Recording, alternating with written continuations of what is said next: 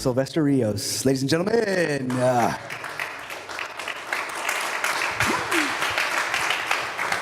Just tell them a little bit about you first before we start the setups. Sylvester, I'm a gaffer, grip, key grip. I try to do everything I can, but I do my homework on everything I do. So I work with Matt. I work with Matt on a few music videos, and it's always fun. So I mean, I like my job. So, any questions? What got you into the business? I started doing extra work when I was 21, and I looked at the grips because I was sitting around, and I'm like, I want to do that.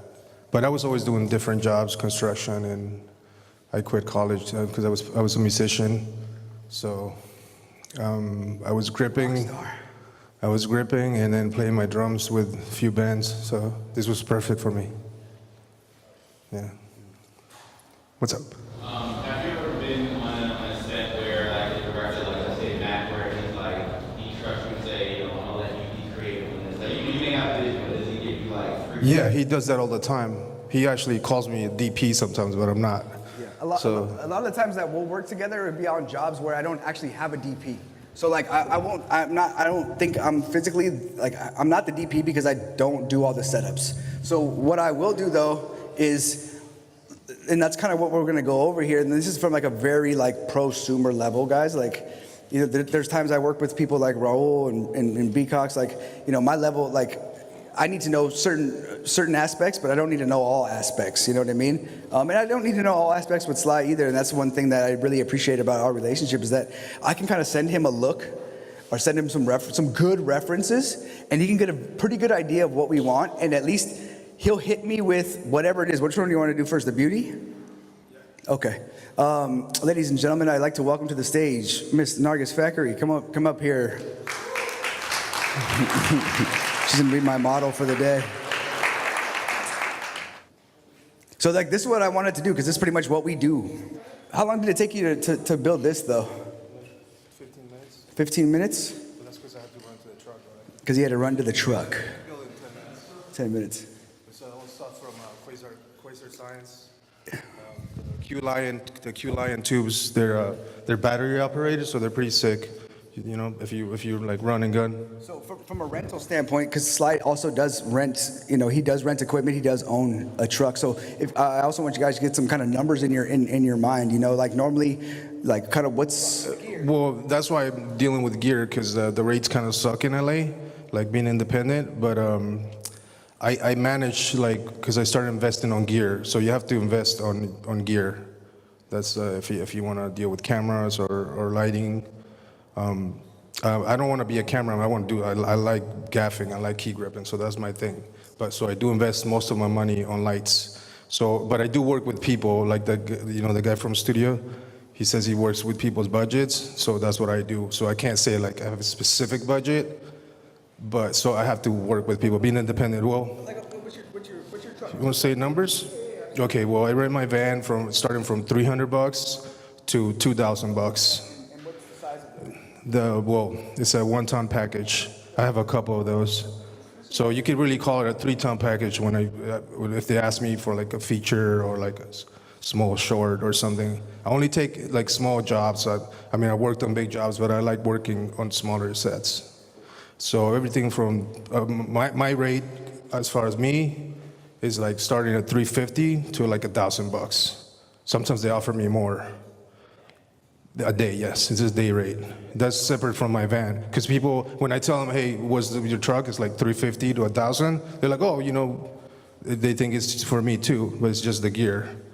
So like just so you guys can get it in your mind, like if you guys have $500-600, it's not like you're gonna get everything, but you at least have an opportunity if he's free, if he's available, or if somebody else in your area is available. You know, you do have a little, you know, that is enough to at least get something. Get a couple quasars, get a Lupa light panel, get something to at least like enhance whatever it is that you like. You did have, you know what I mean? Oh, and as far as rates, when they ask you if you're gonna get a helper, I suggest you get someone. You know, like if you get a gaffer, it always helps. Even though, because I can do more than most gaffers, because I don't complain. I just like to work since I was a kid. But it does help to have extra help, especially for gaffers that don't work like me. They need help. It makes a difference. Absolutely. I mean, because a lot of times I'll just show up on set. I'm dealing with the talent, and like we have, Sly. We can start setting this up. We have Sly and one other person helping us. You know what I mean? The YBN video. I mean, I was turning on the fog machine and then running over to turn on the camera. Like, and I just didn't. It wasn't the type of video I could sit in a director's chair and be like, okay, if I did that, like nothing would have happened. You know what I mean? And like I said, for me, that was a personal choice to be able to get exposure to the young audience, and that's really why I did it. Would I have done it for an artist that didn't have as much, clout as he has? No, absolutely not. I mean, he had leverage, he had an advantage, and then as soon as I sent him that edit, boom, he hit me right back and said he sent me his next single, and sent me a bigger budget. But I got to tell you something, guys. This is like one of the where the game's kind of at right now is like one thing that he told me was like, even the budget he gave me was it's a decent budget, but he said it can't look like this much money.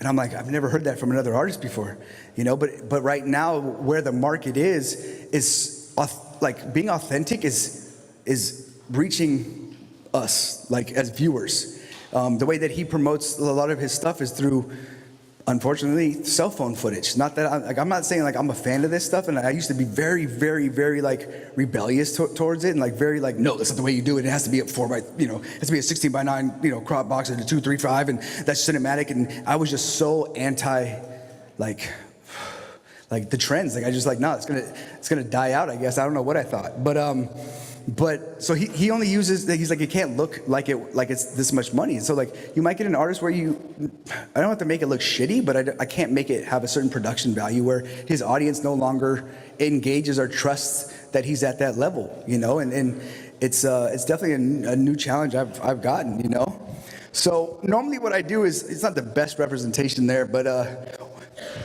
what I do with Sly is like I'm able to send him some references. What lens is that? That's all we got, huh? Can you punch it in, so like, can you punch it into like 6K? And we can move it in. We can move everything in. So like when I first started out, guys, like we didn't have lenses sometimes, Raul and I, and so at that point it was 2K, 1K, and I think maybe there was 3K, 2K, and so like if I wanted a 50 millimeter lens, what I would do if I had this lens, I would crop. I would just punch into like, okay, we're gonna go down to 1K, because like and if we had to move fast and I needed 2 shots for one, I would absolutely just go. Like I don't look into like, well, it's grainy and the sensor's only getting 2.2 data of the MBs and like what. Like if it like moves you and it does something, if it looks grainy, put some film grain over it and like grow up and like find a way to get it done. Like, you know what I mean? And like for me, like a creamy, dope image, as opposed to like getting what's necessary to tell the story or tell, to make sure that brand is represented properly and you're having these different choices as a filmmaker was more important to me than like some like super don't go over 800 ISO like type of like rules. Like who sets these rules for us that like we do, like, you know what I mean? If I need to, I'm going to. I'm not saying you should go out there doing it, but I'm saying like, if you guys are in situations where that's the only way to get the shot, like, you know what I mean? And so the best thing about, really working with Sly, this lens is gonna be a little tough, huh?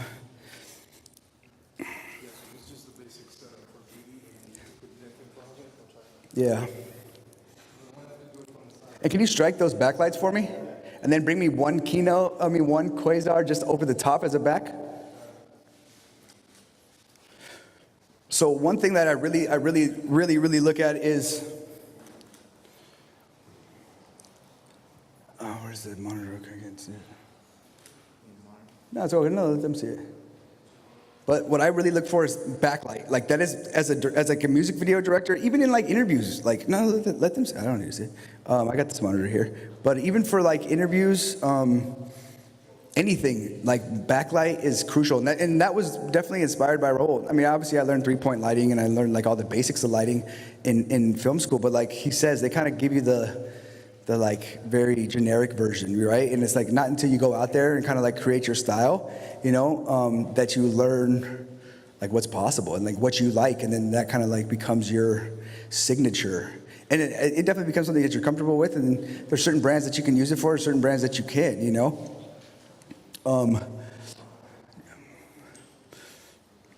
So, I mean, this right here alone is I wish, I know I'm not gonna make anybody happy doing this, but I'm just cropping it in. People are going like, oh my God, 4K, like why aren't you shooting in 8K? It's crazy, it's so funny. Good, you have a soft light on you.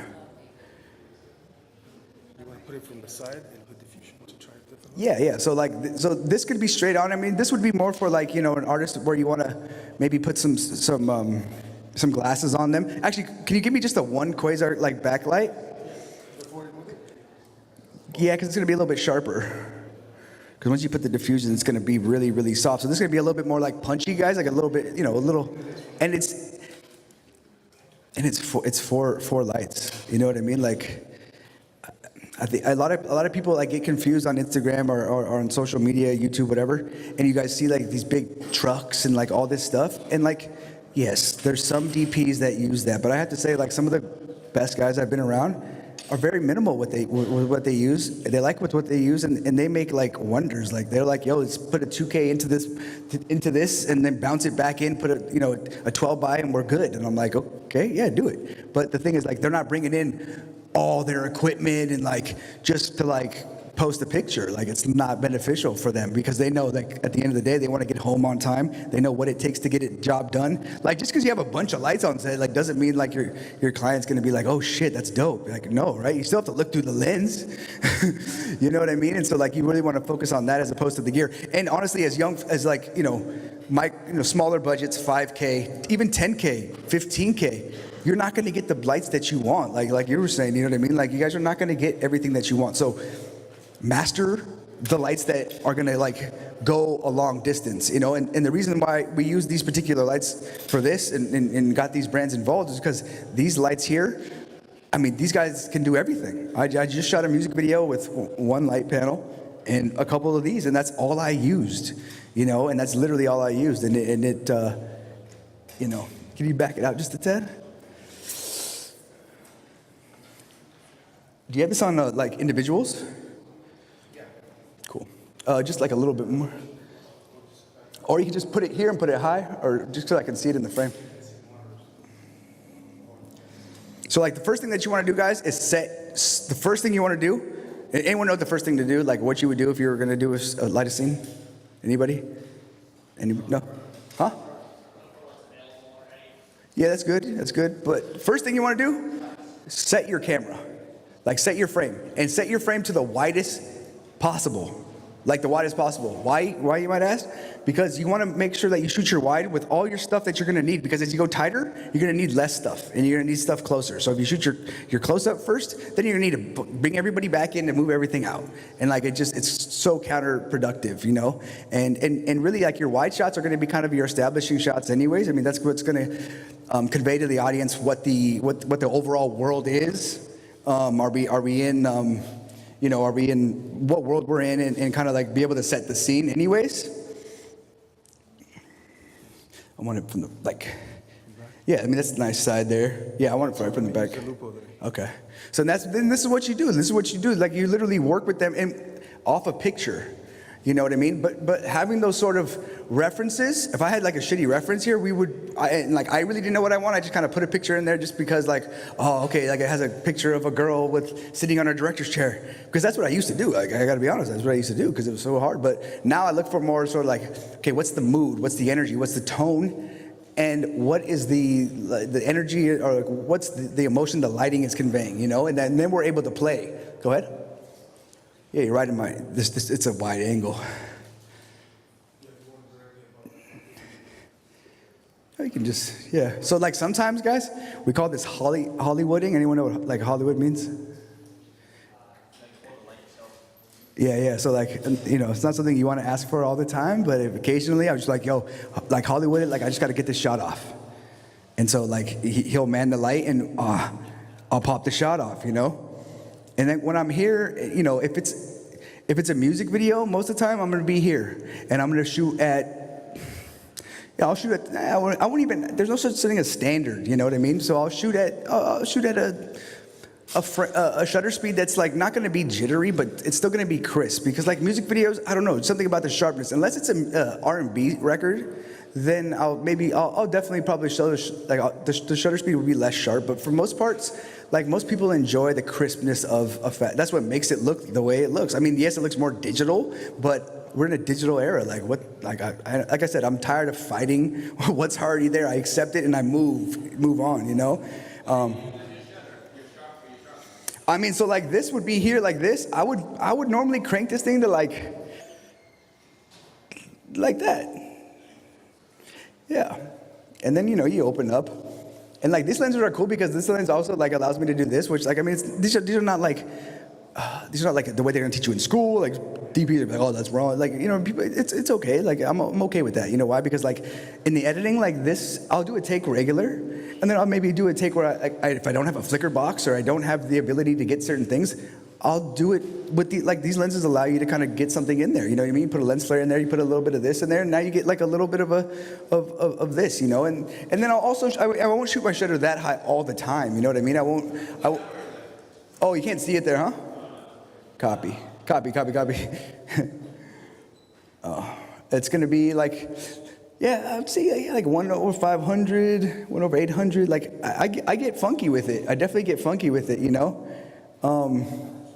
Like 45 degrees. I mean, 45 degrees all the way up to like, I mean, I've shot like Martian vs. Goblins. A lot of the takes were like 22 degrees. That's why game moves so crazy, or at least his movements look so crazy. I wasn't necessarily moving the camera so much, but it allows, if you don't move the camera, for the subject to be jittery. And this is all by like whatever it is that you're trying to convey. Like if I was trying to shoot like I said, an R&B artist, would I have shot that way? Absolutely not, you know?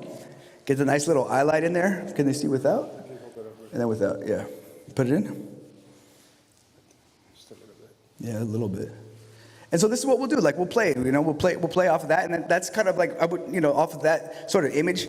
And then we'll probably like, well, this is giving it so much feel there that we flag this off.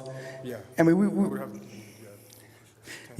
would definitely shape it, or like I said, most of the time I'm going to put my guys into a situation to succeed, so I probably wouldn't shoot it on white. If I wanted that look, I'd probably shoot it on something that was either, or maybe when I hit the color back there, maybe like drop those quasars and then just put a color splash onto that back wall.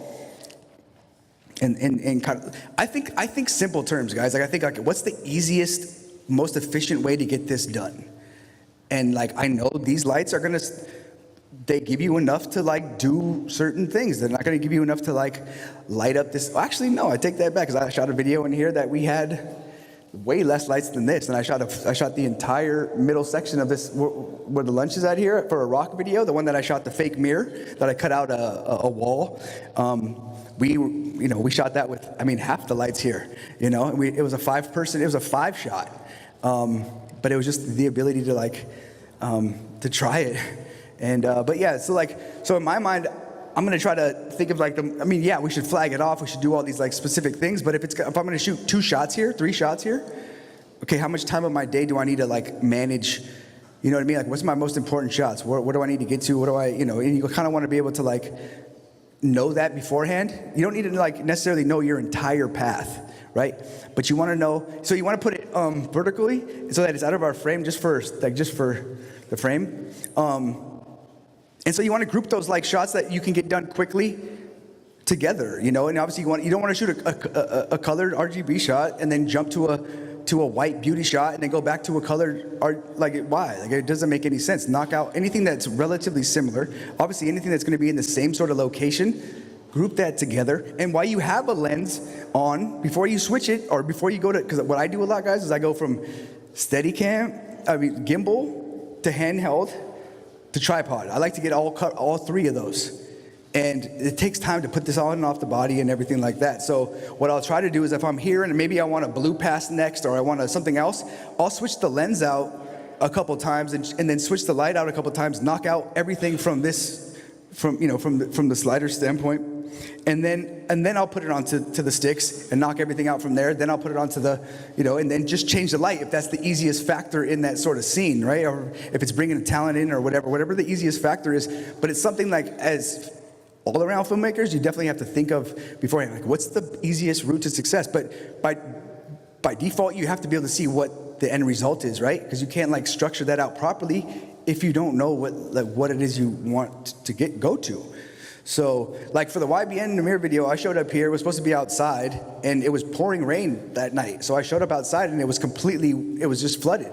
So I walked out there, and I had to change my entire idea, like right on the spot. But what I did was I thought in these sort of terms. I was like, okay, let's walk in here, and let's bang out two different color shots. So like a lot of those setups that you saw were in one area, but I was able just to like shoot here, turn this way, and get those shots without having to like completely move. And a lot of the videos that we did, Dope Boys, and like these videos where we were able to capture all these different setups, we didn't move. Like I wasn't taking my guys from this end to like, down to the next street over there and then back. No, I wasn't doing that like at all. I was like, okay, how many different shots can I get here? And so I look around here, I go, okay, we got a brick wall, that's 1. Okay, we got doors, that's 2. Okay, we got a black wall, that's 3. We got a white wall, that's 4. Okay, I can light this with color, that's 5.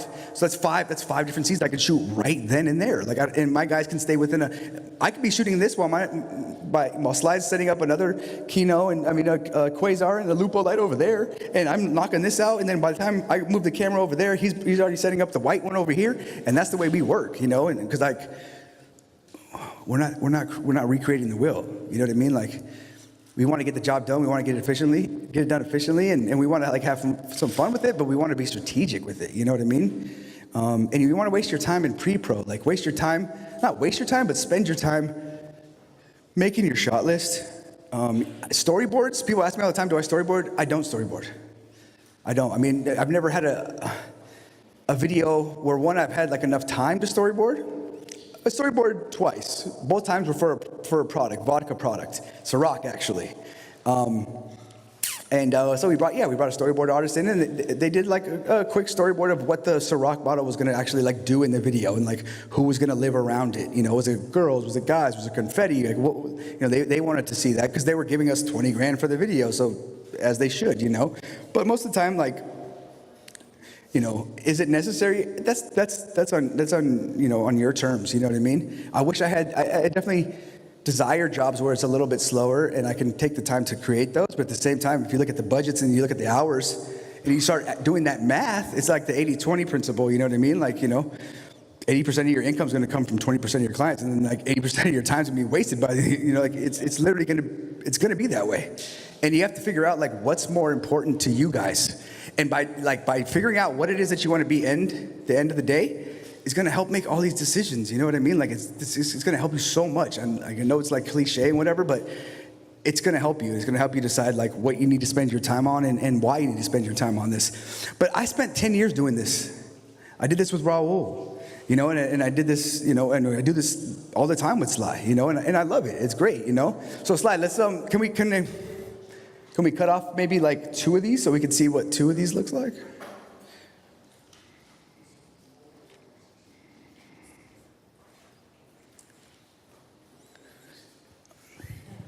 I want to use just in case, like, so, yeah.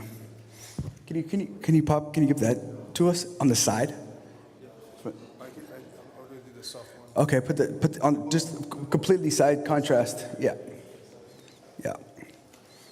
So two of these light panels, and you can really start. You definitely want to use hard light. I'm a fan of hard light. That's what creates my flares. That's going to really allow you to like be able to like spread your light and be able to actually like focus your light as well. Like I love Jolico lights because the lens is so tight. Like it is so. I don't even know how to explain it, but it's like. I'm not a DP by nature. Like that's just not what I do. I don't try to be a DP either because I know my lane and I know where I want to be. I don't want to be a DP because it's just so many aspects of things that I just don't know. As a DP, you are in charge of 5 to 15 people. You're the director of those people. and you got to hold them accountable. Not only that, you got to stay accountable to the director and the producer. You got to stay on budget. I mean, you were responsible for a lot of things. And for me as a filmmaker, my love doesn't necessarily come from only doing this. It comes from like a lot of other aspects as well. And so those, I never, that was never like a goal of mine. You know what I mean? I definitely wanted the camera in my hand, and I think as a director, you definitely have the option to at least be able to ask. Some DPs I've worked with don't touch the camera at all. Like a lot of the bigger ones, they don't touch the camera. They don't own cameras either. You got to rent them, and you got to rent a camera when you get them, and you got to rent their crew, and that's just the way they work. And they understand, like, if you're not going to hire them, someone else will, because that they know their worth, So, Slide, where are we at here?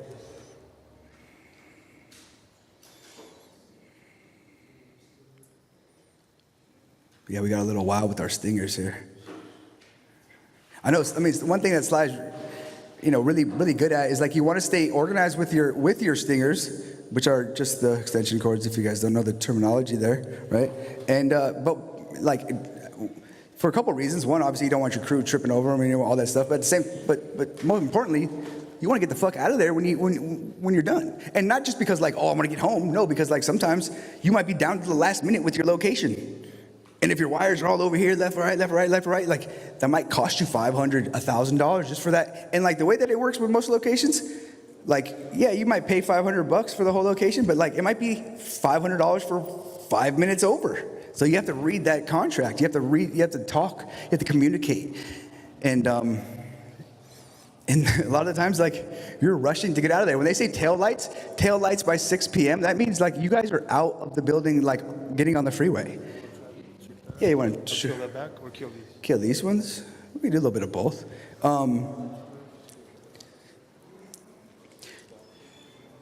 Then you want to hit that side panel off too? That wasn't much of a change. And so that was cool. So like most of my flares are gonna come from like right here. And like I'm dead serious. People are like, nah, you don't do that. I'm like, no, I definitely do. And like a lot of the time that Raul and I spent together, we didn't even have a flashlight at first. Do we know that the cell phone was gonna work? No, but we're like, let's try it. These might be a little bit recoded, but like, even that. You with the 2K? Lens you with the 2K? Yeah, but I also want to show them like what you can do without one, and like if I was gonna do this, I wouldn't put myself in a situation where my lens flare was gonna be like so isolated. I wouldn't like ask me out like that, right? So like I would put my shutter high and I would move my camera a lot, This head is actually amazing, and I wish I knew how to work it a little better. The 360. But I'm gonna loosen it up, and I'm gonna give myself room to play. You know what I mean? Now, this lens is obviously a wide lens, and I would say like the more emotional lens is gonna be something tighter. You know what I mean? The 85, something I normally like to stay with. You know what I mean? Especially when I'm doing this sort of jitteriness. But also, if you don't have a light, right, and you need something, it does the job for this, like for the amount of, you don't get all your takes like this. You do one take that's like more of like, okay, it's a freestyle take. If you use it, great. If you don't, great. It doesn't hurt you. It's not like your master shot that you're gonna do this with, right? You wanna give yourself some time in your setups to be able to have that sort of freedom, because there's like shots that I thought were gonna be throwaway shots that ended up being like my master shot, but not by like design, you know what I mean? Just by trying stuff. Yeah, so you want to give me like an actual lenser? So then we'll show you what you can actually do with like a real, the difference of it. And these lenses are a little bit like thicker as far as their coating. It's going to be a little bit different with like some of the lenses you guys have. But this is like there's a $2 set for like 12 of them, guys. Okay, $2 set for like 12 of them. And like, am I going to show you like something amazingly great like right now? Maybe, but like at the same time, you guys get the idea, and you guys can like push it to whatever it is that your guys doing. And is it going to fit all levels? Is it going to fit everything you're doing?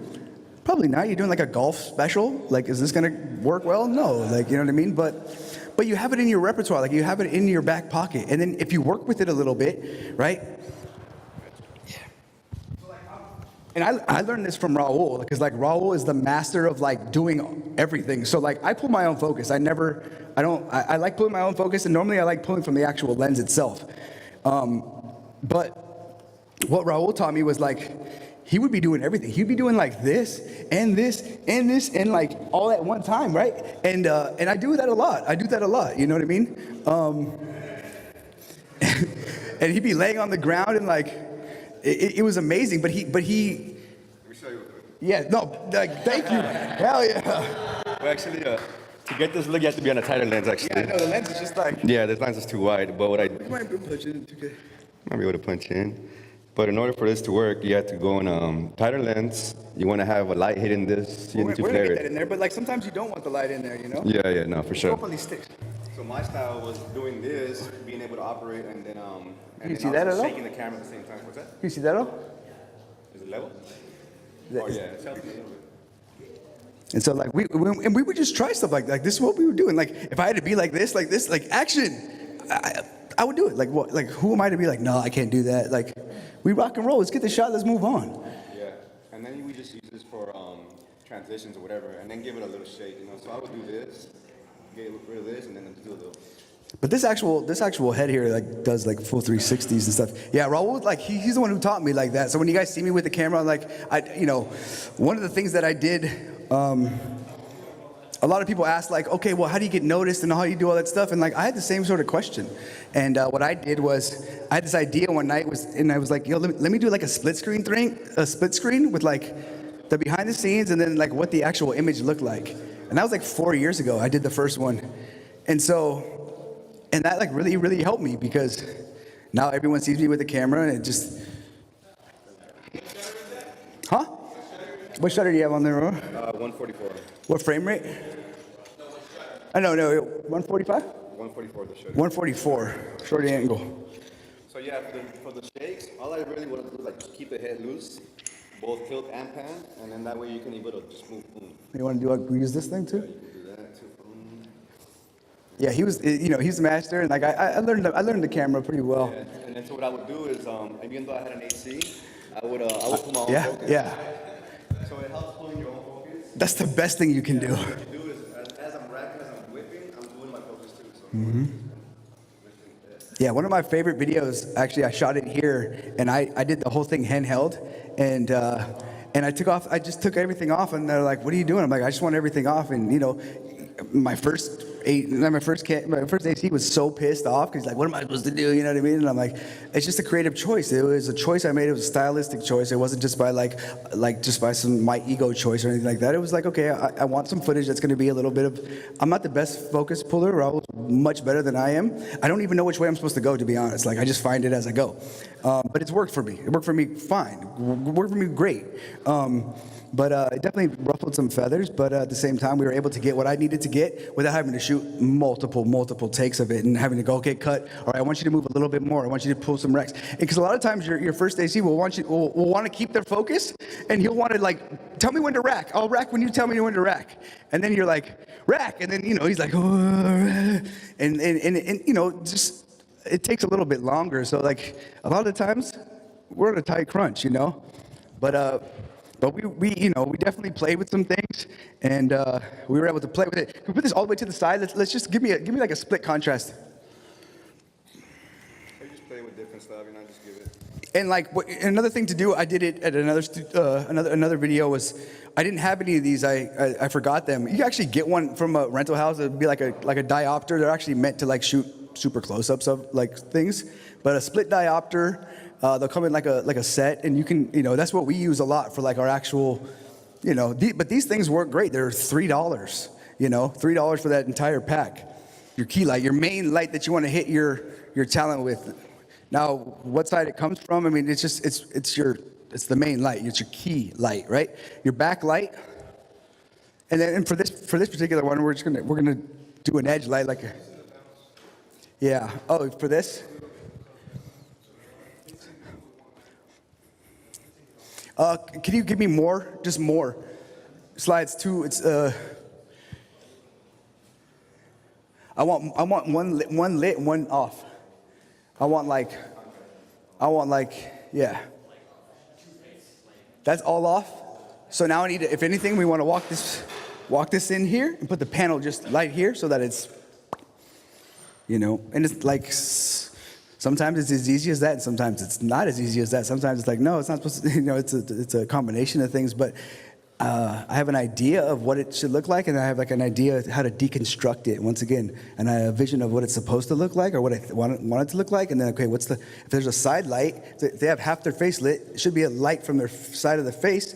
Let's try a light from the side of their face, right? Like you work backwards, and it's a continuous process. So like you can go from something like this,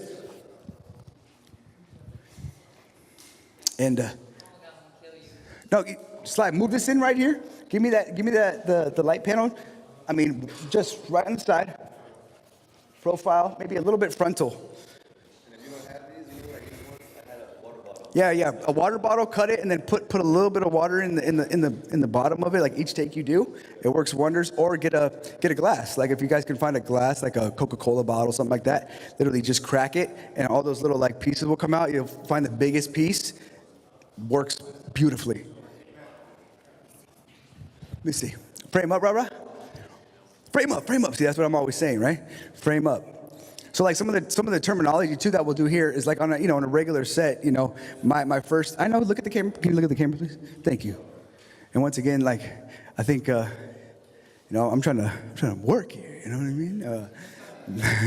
No, but I mean, like from a creative standpoint, you're gonna get into those like very focused modes. Let's walk it in, and we need it because like it's so dark on that. What lens is that, Rara? Are you all the way open? What's your exposure? And what's your ISO? Yeah, please. Holy moly. There you go. Yeah, so that's good. And then give me the soft. And then is this just flipping through colors here?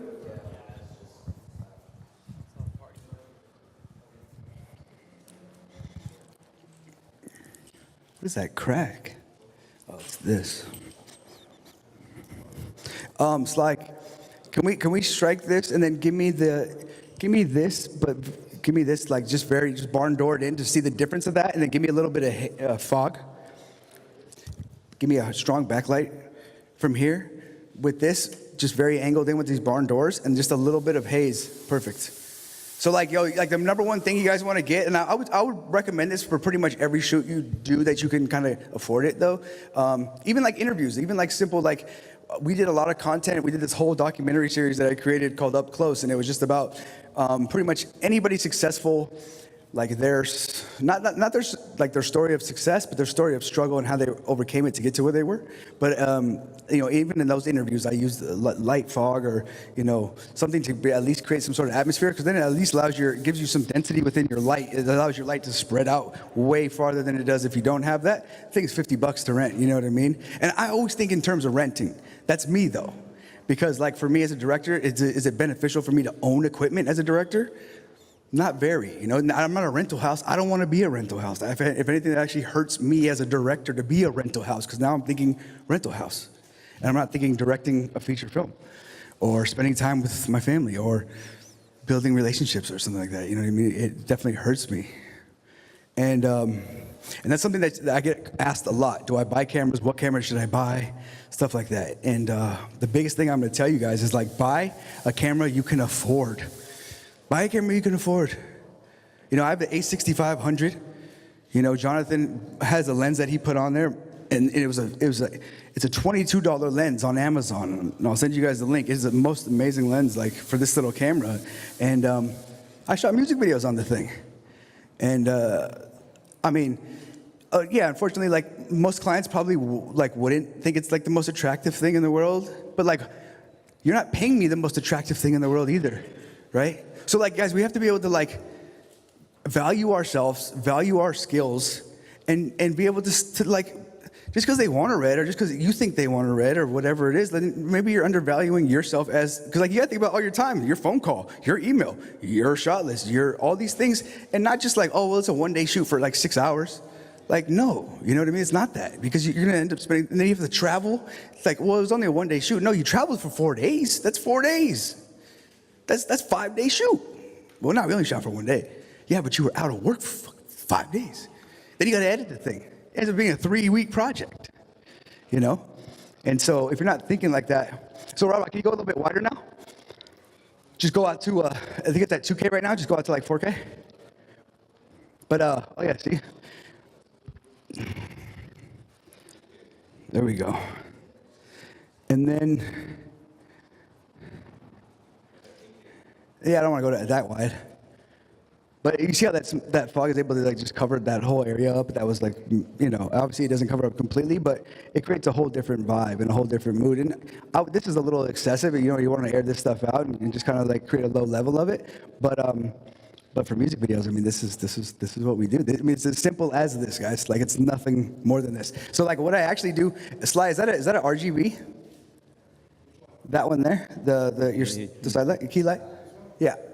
Okay, so you want to hit that to red, and then can we make this one? Actually, make that one orange and make this one teal, please. And you just like, that's it. Like, that's really it. I mean, obviously you want to have a design of what you want to do, but like we'll do this. Like, we just literally went through like 4 or 5 setups that we would shoot, and I would shoot full coverage of them all. Now, obviously my backdrops would probably be a little bit different, but the formula of the setup wouldn't be much different than this, because it's all pretty much relatively the same formula. Now, at the same time, am I telling necessarily a story? Well, yeah, because I mean, this is going to create some emotion in somebody, as opposed to just like with like a little bit of color light, right? I mean, at least it has a feeling. Okay, now she gets a voiceover of like, as I was acting, you know, it was really hard times and da-da-da-da-da, right? So now you're connecting with people. No, I'm dead serious. I'm dead serious. No, because that's what we do. That's what we want to create, you know? And like the Up Close series was like a very successful series because we did that, you know what I mean? And we kind of reached to, like, we were able to connect to everybody because, to know that like Floyd Mayweather questions him or goes through the same thing I go through, like, okay, I'm not that, you know, but like you're gonna use something like this, right? Or you're like a horror film, you know what I mean? Like whatever, but it creates style. And then as you practice this stuff, you become familiar with what it is that you like, how long it takes. And so when somebody hits you with $2 grand, $5 grand, $8 grand, 12 grand, whatever it is, you're able to know, like, okay, I can do the boom, boom, I can give you this project. And then you're able to give that in a way that you can do it effectively for half the time. Because your time is really your money. And what you want to do is like not spend the time bullshitting. Like, you want to cut those times down, you know what I mean? Because like that's time sleeping, that's time with your family, that's time with your girlfriend, your boyfriend, that's time with like your mom, your dad, out on the surfing, whatever it is that you do other than filmmaking, that allows you that sort of breath. And I can't say I'm one who does that, because you know what I mean? Like I definitely waste my time sometimes, you know what I mean? But when we show up on set, we definitely know what we're doing, and that just comes from day in, day out, years of practice. I mean, literally, so. And so like, I'll use the backlight too as like, normally what I'll have is like some sort of, Sly, you don't have your flashlight on you? Yeah, I know. Yeah. Wow. That's all good. So yeah, anybody have any questions on anything like this? I know we're getting down to 2 minutes down, so I gotta kind of. Yeah, go ahead, bro. Yep, absolutely. Yep, absolutely. So what you want to do is try to mix as much things as possible. You know what I mean? I always like, especially if it's like a lower budget. Now with females, it's a whole different ballgame. You know what I mean? Like I shot with Taraji. It took her 7 hours to come out of the dressing room. So I wouldn't necessarily have her go back into the dressing room, right? Because like, is it beneficial to lose another 7 hours? Probably not, right? But like if you're talking to like, just somebody who's be able to like in and out, maybe touch whatever, absolutely. The more you can get I would get one every outfit for every different location. You know what I mean? Even no matter what the shoot was. So like sometimes these up close documentaries that we would shoot, they would need to take place in like an hour, because I would only get Floyd for an hour. So like, yo, Floyd, put on your boxers and go right here, pretend you're hitting the bag, and all right, put on a shirt and pretend you're walking by the pool. And like, so I needed to make it look like it was 10 days we shot. You know what I mean? And so all I did was add another layer of clothing, you know what I mean? Or maybe he took them off. I don't know. You know what I mean? Floyd Mayweather, like, I don't know. By the end of it, though, he was getting a massage naked. Like, so it was definitely, it was an interesting one. But Absolutely, that's something that's a great, a great thing to point out. Yeah. How do you approach your thought process of lighting for different like skin tones and different facial contours and that kind of stuff? Well, it just depends on like who the brand is. Like I said, for her, like if I was shooting her as like, and I did shoot her. That's how I met her on set. Actually, we shot a video with Snoop Dogg, and that's kind of how that's how we met. But what we did for that video is like, Sly, I'm gonna turn this on. See, I'd be like the director, like turn this shit on, like yo, hey, see, yeah, like, I'm that guy. You know what I mean? No, I'll be that guy. But for like, for her skin complexion, for like, it all depends on what exactly I'm doing. We shot a music video, so we did a lot of colors, but we had an exorbitant amount of colors, and we had an exorbitant amount of power that was coming in to make it very soft and beautiful. Now, these lights do that as well, you know what I mean? I would walk it into like here, but for me, like I kind of know what I want already. Not saying that that's the right way, but I think by telling him that, he knows kind of like what I want, when he knows the process to like get that, and we just full on beauty, like Sly, like, yeah, that's what I would probably do too. And they have another product that's like has like a soft filter on the actual like light itself. Yeah. I wouldn't go that high, but you can put a silk through that thing. And like for this, like most of the time, it's like, I can grab this? I just want to show him something. Actually, can you strike that light off for me, Sly? Just that one? Yeah, just real quick. I can't really see the image, but like sometimes you just have to like hold it, like, and we did this a lot. And then sometimes, depending on, like, if it was an artist that was, we would put this on a stand, and we would just swing it back and forth. They give us, like just move it kind of back and forth. I can't really see the frame, but, we got the behind. And what's your shutter at, Rob? It's all crazy. See, he'd be over here playing and stuff, you know what I mean? But that's the fun part, though, because you end up getting some footage like that. And so also strictly for music videos, what I would do is I take the song in post, I would cut it up, I would do, I'll do like a 250% pass. I'll do I'll do a 49% pass or 50% pass. So it's like rah, rah, rah. And what I'll do is I'll align that with 30, whatever the frame rate is that it is for that. Most it's gonna be like a 12 frames per second for that for 50% song. So like rah, rah, rah, but you're shooting 12 frames, and it comes out like this. You know what I mean? And then vice versa. You shoot it really fast, and you're able to get like some dope like whatever, right? But we try that stuff, and we'll try frame rates, and then he'll go over there and try shit like that, and then next thing you know, you're like, damn, that shit sucks, or like, damn, that shit's fire, like, you know what I mean? But you don't base your whole video on that, yeah.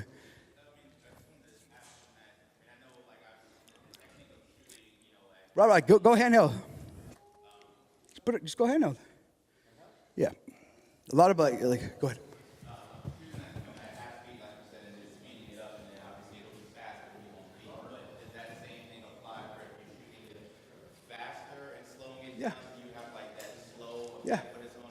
Yeah. So that's what I do. A lot of artists don't like that because like they have to move so fast and then it's in slow motion. Like they look all funky, like a lot of like, some artists just don't like it. Some artists though are like pros at it and they're like, yeah, bet, let's go. And they just like got it. And then like because they already know the end vision. They know what they need to do to like get what they want. And so like a lot of times like when we didn't have like this, like it's just a time crunch or whatever, I'm like, Raul, go on handheld, and now I do this stuff like on my own because like Raul's not around me anymore, like available as much. But he's moving like crazy right now, but what he would do is be very strategic, and he would get me like all the different angles that I needed within one take of 3 or 7 minutes or whatever the case may be. And I was able to trust him knowing that. Now I trust myself being an editor and knowing exactly what I want. I know I need a wide, a side, just certain angles that I know I need to get. And so I suggest using all the tools in your tool chest, like if you have a gimbal, use your tripod, but also use your handheld rig. Maybe if you don't have a handheld, go handheld. Like people always, sometimes people like the camera department will be setting up the handheld rig, and it's like, I'm like, yo, it's like 27 minutes, guys. Like I gotta go. Like we could have, like I got like 2 minutes for lunch. Like, oh no, I'm gonna put the rig on for you. I'm like, just give me the camera. Like, come on, like, because sometimes it's, I trust myself with it. I've been around this thing so much. Like, I know I can get what I need, and so But just having that continuous amount of shooting allows us to get there. But see, we're able to get a whole nother vibe now. You know what I mean? Like a completely other vibe right there. And we did that all like just within a couple minutes in a very, in a very small space, you know. Let's give it up for Nargis, ladies and gentlemen. Yeah, yeah.